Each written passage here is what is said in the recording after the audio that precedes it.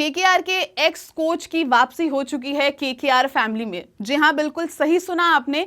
रायंटन डेशकार्टे जो कि इंडिया के असिस्टेंट कोच रहे हैं, उनकी अब वापसी केकेआर फैमिली में हो चुकी है।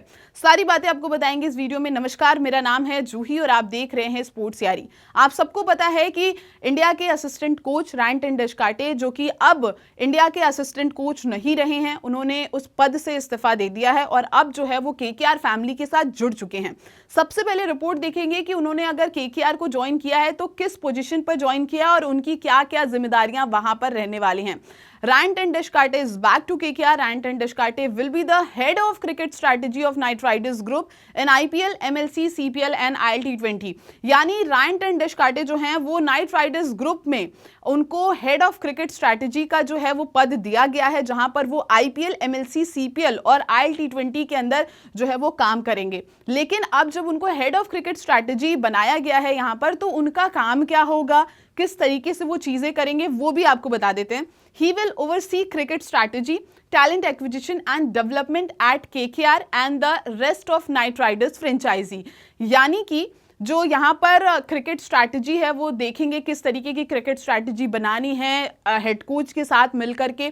वहाँ पर talent acquisition and development at KKR, मतलब जो नए नए खिलाड़ी होंगे उनकी क्या कुछ प्रतिभा है, क्या कुछ वो कितना अच्छा खेल रहे हैं, फिर चाहे वो इंडिया के प्लेयर्स हों या फिर वो बाहर के प्लेयर्स हों, उनको ढूंढना। या फिर आपने बीते दिनों देखा होगा, बीते सालों में देखा होगा कि आरसीबी जिस तरीके से प्लेयर्स का टैलेंट एक्विजिशन करती है, जिस तरीके से प्लेयर्स को तराश रही है, वो भी जिम्मेदारी यहां पर उनको दी गई है कि किस तरीके से वो प्लेयर्स को देखते हैं और अपनी टीम में सिर्फ आईपीएल में ही नहीं, यहां पर एमएलसी, सीपीएल और ILT20 के अंदर भी वो खिलाड़ियों को देखेंगे, परखेंगे और फिर अपनी टीम में जो है वो शामिल करेंगे।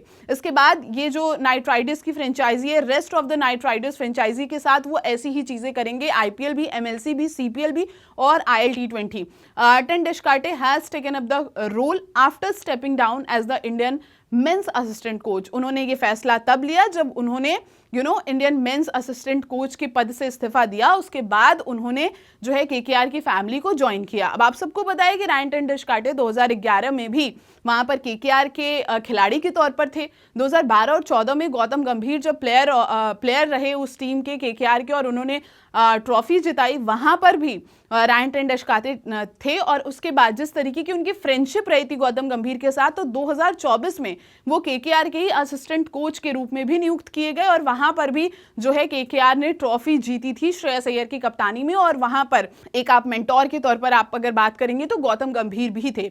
लेकिन इसके बाद जब चीजें हुई कि रायंटन डेशकार्टे 2024 के बाद हेड कोच के तौर पर जब गंभीर इंडियन टीम में आए, तो वहां पर वो रायंटन डेशकार्टे को भी ले आए और बातें यही होने लगी कि काफी अच्छी केकेआर के साथ केकेआर में उनके साथ उनकी फ्रेंडशिप थी और इस वजह से काफी टाइम तक ये साथ खेले भी रहे भी।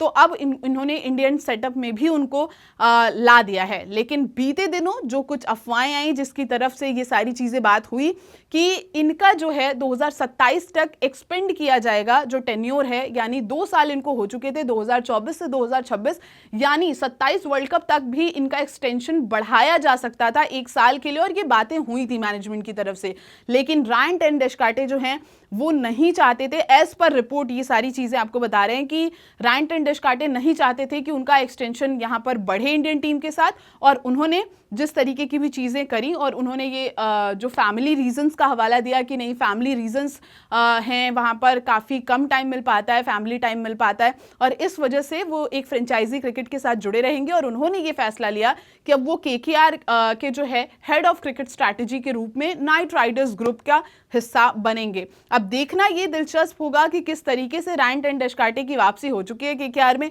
और इनके रहते हुए केकेआर ने बहुत सारी चीजें करी हैं, जीती भी हैं। तो अब देखना बहुत दिलचस्प होता है कि 2027 आईपीएल से पहले क्या कुछ बदलाव होते हैं केकेआर में। एक स्टेप तो हो गया कि अपने कोच की वापसी करा ली है यहाँ पर, और अब किस तरीके से यहाँ पर अगला सीजन केकेआर के लिए रहता है वो देखने वाली बात होगी।